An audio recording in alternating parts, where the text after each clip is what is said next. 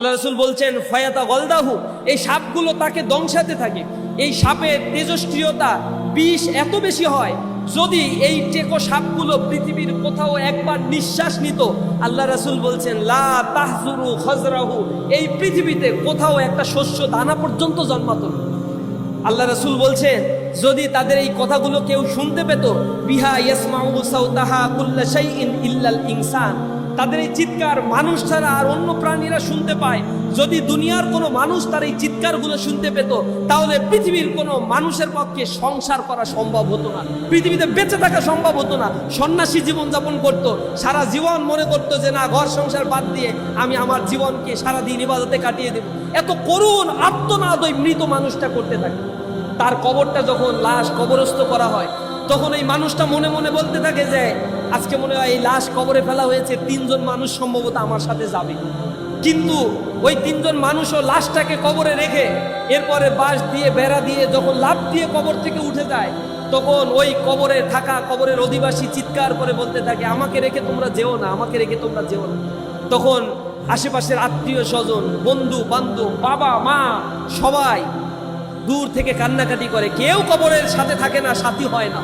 মানুষ মাটি হাতে নেয়, নিয়ে বলে মিনহা খলাকনাকুম ওয়া ফিহা নুঈদুকুম ওয়া মিনহা নুখরিজুকুম তারাতান উখরা, তোমাকে এই মাটি থেকে সৃষ্টি করা হয়েছে, এই মাটিতে তোমাকে গেঁথে দেওয়া হলো, এই মাটি থেকে আবার তোমাকে উত্থিত করা হবে, কারো ক্ষেত্রে এর কোনো ব্যতিক্রম ঘটবে না। এই মানুষটা যদি খারাপ মানুষ হয়, তখন তার কবরের মধ্যে রাসূল করিম সাল্লাল্লাহু আলাইহি সাল্লাম বলেছেন ৭৭টা সাপ তার কবরের মধ্যে দেওয়া হবে। এত বিষধর সাপ তার কবরের মধ্যে দেওয়া হবে, তাকে দংশাতে থাকবে কিয়ামত পর্যন্ত। হাসর সংগঠিত হওয়ার পর্যন্ত তার উপরে এই জুলুম, এগুলো মানে জুলুম না, তার কর্মের ফলগুলো তার উপরে এভাবেই বর্তাবে, তার উপরে এভাবেই শাস্তি আরোপিত হবে। যদি ভালো মানুষ হয় তাহলে তো ভিন্ন কথা। পৃথিবীতে আপনারা আমরা বেঁচে আছি, কতক্ষণ বেঁচে থাকবো তো এটা জানি না, ভালো কিছু আমল করার জন্য চেষ্টা করে। গতকালকে যে ভূমিকম্প হয়েছে, আমরা দেখছি বিল্ডিংয়ে দাঁড়িয়ে মাত্র কয়েক সেকেন্ড, 4-5 সেকেন্ডের একটা ভূমিকম্প, 5.7 রিক্টার স্কেলে যে ভূমিকম্প হয়েছে। বাংলাদেশে আরও আশঙ্কা আছে। এই যে ভূমিকম্প নিয়ে যারা বিশ্লেষণ করে, তারা বলছে বাংলাদেশের যে প্লেটটি আছে, এই প্লেটটা আরও ভালনারেবল অবস্থায় এখন আছে। যে কোনো মুহূর্তে 8 অথবা 8.5 রিক্টার স্কেলের ভূমিকম্প হওয়ার আশঙ্কা আছে। যদি সেটা হয়, তাহলে বাংলাদেশের 50% ঘর বাড়ি ভেঙে যাওয়ার সম্ভাবনা আছে, বিল্ডিং ভেঙে যাওয়ার সম্ভাবনা আছে। ঢাকায় যে পরিমাণে ক্ষয়ক্ষতি হবে, তার 20% রিকভারি করার মতো সক্ষমতা বাংলাদেশ সরকারের নাই। এমন বেশি মেসাকার হতে পারে, কোটি কোটি মানুষ মারা যেতে পারে। এগুলো তো শুধুমাত্র আপনি ঘুমিয়ে থাকবেন, সাথে সাথে আল্লাহর গজব এসে যে কোনো সময় আপতিত হবে, পাগলের মতো হয়ে ছুটবেন। আমি গতকাল দেখেছি বিল্ডিং থেকে হুমড়ি কুমড়ি করে নেমে পড়ছে, ঢাকা বিশ্ববিদ্যালয় থেকে লাফ দিয়ে পড়তে গিয়ে হাত পাও ভেঙে ফেলতেছে, আহত হয়ে যাচ্ছে। মৃত্যুর ভয়ে মানুষ এদিক সেদিক ছোটাছুটি করছে। আল্লাহ রাব্বুল আলামিন বলছেন কিয়ামতের পূর্বে সারা ইজা জুলজিলাতিল আরদু জিলজালাহা ওয়া আখরাজাতিল আরদু আসকালাহা ওয়া ক্বালাল ইনসানু মা লাহা। কিয়ামতের আগে আল্লাহ রাব্বুল আলামিন জমিনকে এভাবে ঝাঁকুনি দেবে, ইজা জুলজিলাতিল আরদু জিলজালাহা, এমন প্রবল বেগে প্রকম্পিত করা হবে যাতে জমিনের নিচে লুকিয়ে থাকা সোনা দানা হীরা জওহরাত, মানুষের হাড় গোড় সব কিছু আখরাজা বের হয়ে যাবে। ওয়াকালাল ইনসানু মা লাহা, এমন অবস্থা দেখেও পঙ্গপালের মতো ছুটতে থাকা মানুষগুলো বলতে থাকবে এই জমিনের কি হলো, কিভাবে, কেন এগুলো এত প্রবল বেগে প্রকম্পিত হচ্ছে। সেদিনের অবস্থা কি হবে সেগুলো সূরা হজের মধ্যে 2 নম্বর আয়াতে আল্লাহ রাব্বুল আলামিন বলছে ইয়াউমা তারাউনাহা তাজহালু কুল্লু মুরদিয়াতিন আম্মা রাদাত ওয়া তাদা কুল্লু জাতিন হামলিন হামলা ওয়া তারান নাসা সুকারা ওয়া মা হুম বিসুকারা ওয়ালাকিন্না আযাবাল্লাহি শাদীদ। সেদিন কি হবে আল্লাহ বলছেন ইয়াউমা তারাউনাহা তাজহালু কুল্লু মুরদিয়াতিন আম্মা রাদাত, সেদিন মা, দুগ্ধ দানকারী মা তার সন্তানকে ভুলে যাবে।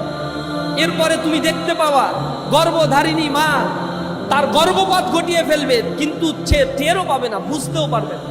গর্ভপাত করাটা যে কত কঠিন কাজ। আপনার মা আমার মা আপনাকে গর্ভধারণ করেছে, আপনার আমার মা কত কষ্ট করেছে। কোরআন শরীফে এটা বলা হয়েছে ওয়াহনান আলা ওয়াহনিউ ওয়া ফিসালুহু ফি আমাইন, কষ্টের উপর কষ্ট করে তারা গর্ভধারণ করে। এই গর্ভপাত যখন করে তখন মায়েরা এত কষ্টে থাকে যে সে সময় মৃত্যুবরণ করে ফেলে তারা, এবং ঘটনাগুলো অজস্র ঘটছে। এত কষ্টকর একটা মুহূর্ত, তারা এরকম কাঁপুনি দেখে, দুনিয়ার কাঁপুনি দেখে গর্ভপাত করে ফেলবে, অথচ কোনো টেরও পাবে না তারা।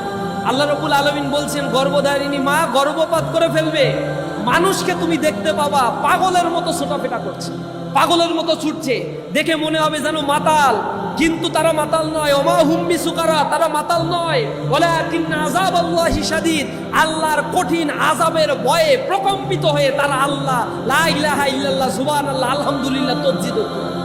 গতকালকে দেখছেন না, নিউজ পেপার পড়তেছে, পত্রিকায় ওই যে খবর আসছে, টেলিভিশনে নিউজ প্রেজেন্ট করতেছে, যখন কাঁপুনি শুরু হয়েছে লা ইলাহা ইল্লাল্লাহ পড়া শুরু হয়েছে, মনের অজান্তে ভিতর থেকে, আস্তিক হোক আর নাস্তিক হোক, ভিতর থেকে লা ইলাহা ইল্লাল্লাহ বের হয়। টকশো করতেছে এক মহিলা, শুনতেছি টকশো করার সময় যখন কাঁপুনি শুরু হয়ে গেছে লা ইলাহা ইল্লাল্লাহ মুহাম্মাদুর রাসূলুল্লাহ পড়া শুরু। মরার আগে সবার আল্লাহর নাম স্মরণ হয়, কিন্তু দুনিয়ায় যখন ভালো অবস্থায় থাকে তখন আল্লাহর নাম আর কারো স্মরণ হয় না, ভুলে যায়, বেমালুম ভুলে যায়। কেন আমাকে পৃথিবীতে সৃষ্টি করা হলে একবারও আমি প্রশ্ন করি না, আমি কি বস্তুবাদী জীবন যাপন করার জন্য অন্য অন্য পশু পাখির মতোই শুধুমাত্র এই দুনিয়াতে আমার জীবন যাপন করার জন্য আল্লাহ প্রেরণ করছে আমাকে? একবারের জন্য আমরা কিন্তু ভাবি না।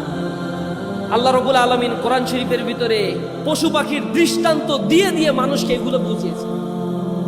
মৌমাছির দৃষ্টান্ত আল্লাহ সূরা নাহলের মধ্যে দিছে, পড়ে দেখবেন মৌমাছির এমন জীবন চক্র আল্লাহ বর্ণনা করেছে যে মৌমাছির এত তীক্ষ্ণ ঘ্রাণ শক্তি আল্লাহ দান করেছে।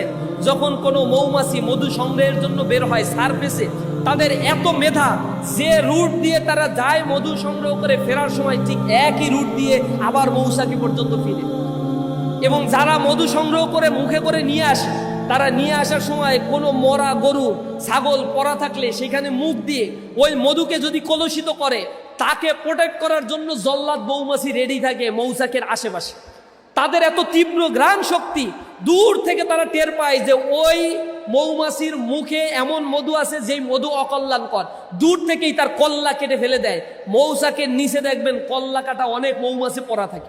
আল্লাহ এমন সিস্টেম করে দিয়েছে, এবং মানুষের জন্য একটা শেফা হিসেবে এই মধুকে এবং কালো জিরাকে আল্লাহ রাব্বুল আলামিন উপস্থাপন করেছে। এই মধুর জীবনচক্র, মৌমাছির জীবনচক্র, ঘোড়ার জীবনচক্র, গরুর জীবনচক্র আল্লাহ রাব্বুল আলামিন কোরআন শরীফের ভিতরে বর্ণনা করে মানুষকে বুঝাচ্ছেন। মানুষ তোমরা বড় অকৃতজ্ঞ, এই গরু ছাগল আল্লাহর কথা স্মরণ করে, কিন্তু তোমাকে এত নিয়ামত পূর্ণ করে সৃষ্টি করলাম, কিন্তু তোমরা আমার কথা স্মরণ করো না। একটা হার্ট অটোমেটিক একটা জেনারেটর আপনাকে দিয়ে দিছে, নিয়মিত এটা পাঞ্চ করে। হার্টের মধ্যে যদি ব্লক ধরা পড়ে, 2-3টা ব্লক ধরা পড়ে, অপারেশন করতে গেলে লাখ লাখ টাকা নেমে যায়। যথাসময়ে ব্যবস্থা না নিলে হার্ট স্ট্রোক করে মানুষ মৃত্যুবরণ করে। হার্টের গুরুত্ব ততক্ষণ পর্যন্ত বোঝে না যতক্ষণ না পর্যন্ত সে অসুস্থ হয়। খেলাধুলা করতে হবে, শারীরিক ফিটনেস দরকার, ততক্ষণ পর্যন্ত এই উপলব্ধি হয় না। যখন তার ডায়াবেটিস হয় তখন ঠিকই টের পায়, আহারে যদি একটু দৌড়াদৌড়ি করতাম।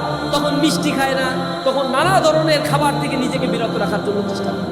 আল্লাহ রাব্বুল আলামিন মানুষকে সতর্ক করেছেন কোরআন শরীফের মাধ্যমে, এবং এই কোরআন হচ্ছে মানবতার জন্য হেদায়েতের গ্রন্থ। আপনাদেরকে আমরা সেই সুশীতল আহ্বানের দিকে ডাকি। ইসলামী ছাত্র শিবির আপনাদেরকে বলতে চায়, মানব রচিত কোনো মতবাদ দিয়ে এই পৃথিবীতে শান্তি আসতে পারে না। যদি সেটা আসতো তাহলে 21 শতকের সভ্যতার এই যুগে আফগানিস্তানে হামলা করে হাজার হাজার শিশু আর নারীদেরকে হত্যা করা হতো না। সেখানে নির্বিচারে মানুষের উপরে এন্টি ব্যালাস্টিক মিসাইল নিক্ষেপ করে দুর্বল শিশু আর নারীদেরকে হত্যা করা হচ্ছে। নির্বিকার বিশ্ব মানবতা সভ্যতার ধ্বজা দাঁড়িয়ে তারা আজ নির্বিকার বসে আছে। এর বিরুদ্ধে প্রতিবাদ এবং গণ আন্দোলন তারা দাঁড় করাতে ব্যর্থ হচ্ছে। 20 শতাব্দীতে পৃথিবীতে গণহত্যা তারা সংগঠিত করেছিল, কোটি কোটি মানুষকে পৃথিবী থেকে তারা বিদায় করেছে। সামান্য কৃষ্ণ সাগরের দখলদারিত্ব নিতে গিয়ে রাশিয়া আর ইউক্রেনের মধ্যে বছরের পর বছর ধরে যুদ্ধ চলছে। যেমনি ভাবে আইয়ামে জাহেলিয়াতের যুগে বনু বকর গোত্র, বনু তাগলিব গোত্রের মধ্যে উটের পানি খাওয়া নিয়ে 40 বছর ধরে যুদ্ধ চলছে, তেমনি ভাবে কৃষ্ণ সাগরের দখলদারিত্ব নিয়ে আজকে রাশিয়া ইউক্রেনের মধ্যে যুদ্ধ হয়ে হাজার হাজার বনি আদম ঘর বাড়ি ছাড়া বিচ্ছিন্ন অবস্থায় জীবনযাপন করছে, মৃত্যুবরণ করছে, পৃথিবী থেকে বিদায় নিয়ে চলে যাচ্ছে। এটা হচ্ছে তাদের সভ্যতা। এই মানুষগুলো বস্তুবাদী শিক্ষা ব্যবস্থার মাধ্যমে শিক্ষিত হওয়ার ফলে দুর্নীতি, চাঁদাবাজি, লুটতরাজ, ধর্ষণ, ছিনতাই, এমন কোনো খারাপ কাজ নাই যার সাথে তারা যুক্ত হয়, এবং মুসলমানের সন্তানেরা এইসব অপকর্মের সাথে যুক্ত হয়।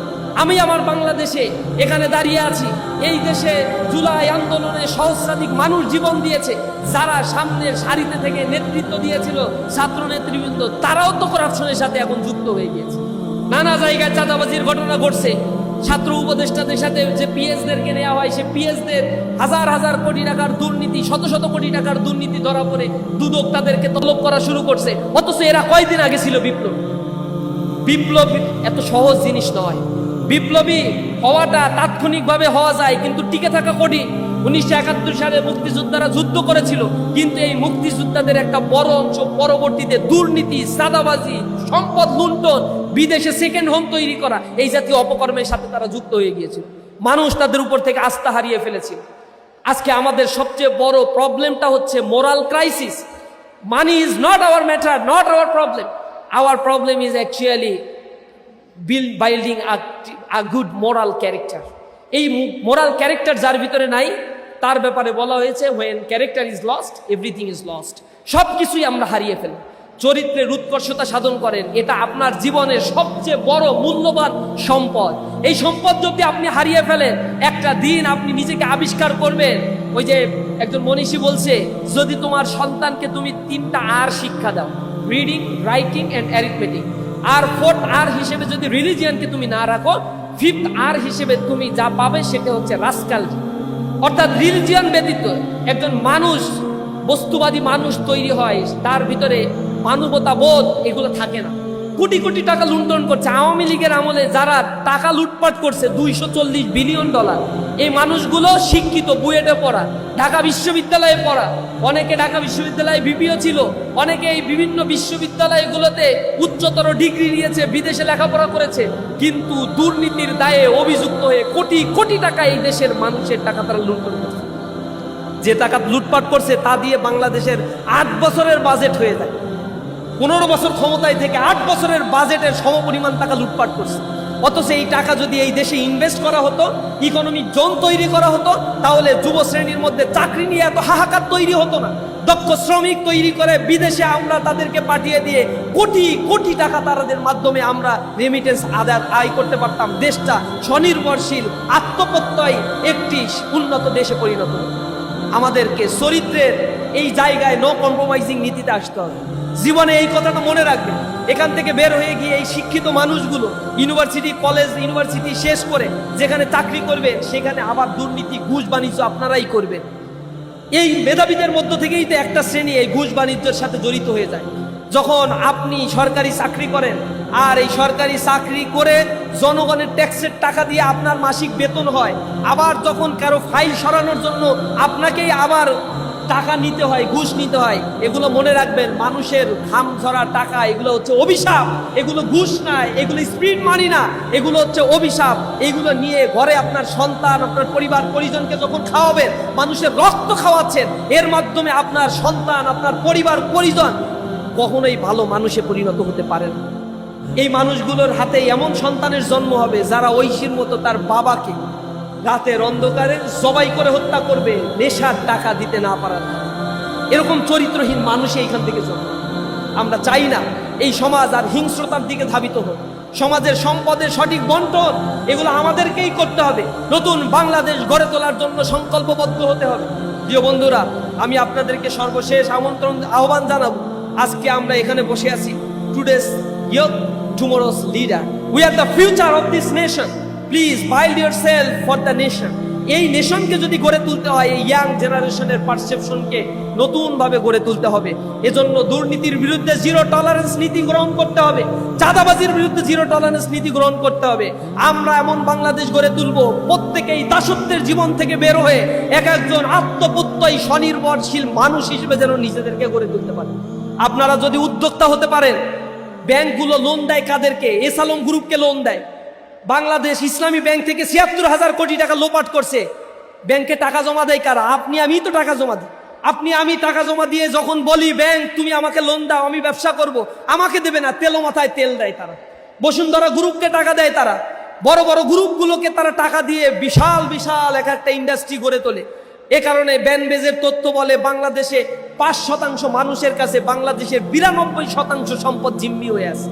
এই সম্পদে ডিসেন্ট্রালাইজ করতে হবে। ইয়াং জেনারেশন লেখাপড়া করে বের হবে, কারিগরি শিক্ষা দিয়ে তাদেরকে উন্মুক্ত কটেজ ইন্ডাস্ট্রি তৈরি করে দিতে হবে, তাদেরকে উদ্যোক্তা তৈরি হতে হবে, তাদের আত্মপ্রত্যয়ীভাবে গড়ে তুলতে হবে, আত্মমর্যাদাশীল হতে হবে। এভাবে যদি আমাদের জেনারেশন তৈরি হয় তাহলে একটি স্বনির্ভরশীল বাংলাদেশ আমরা গড়ে তুলতে পারবো ইনশাআল্লাহ। আমরা আপনাদের কাছে সেই আহ্বান জানাই, আপনাদের এই 2 বছর প্রত্যেকেই নিজের জায়গা থেকে কম্পিটিশনে নেমে পড়েন। অমুক বন্ধুর ফাঁদে পড়িয়েন না যে বন্ধুর নিজের লেখাপড়া নাই, ভবিষ্যৎ নাই, নিজের ভবিষ্যৎ নিয়ে চিন্তা করে না, চিন্তাই করে যে একটা মুদি দোকান দিয়ে বসবো। এই বন্ধুর সাথে মিলেমিশে আপনি নিজেকে ধ্বংস করে দিয়েন না। এই জার্নিটা অনেক কঠিন জার্নি, এই পর্যন্ত আসতে গিয়ে আপনার অনেক বন্ধু আপনার সাথে ছুটকে পড়ে গিয়েছে।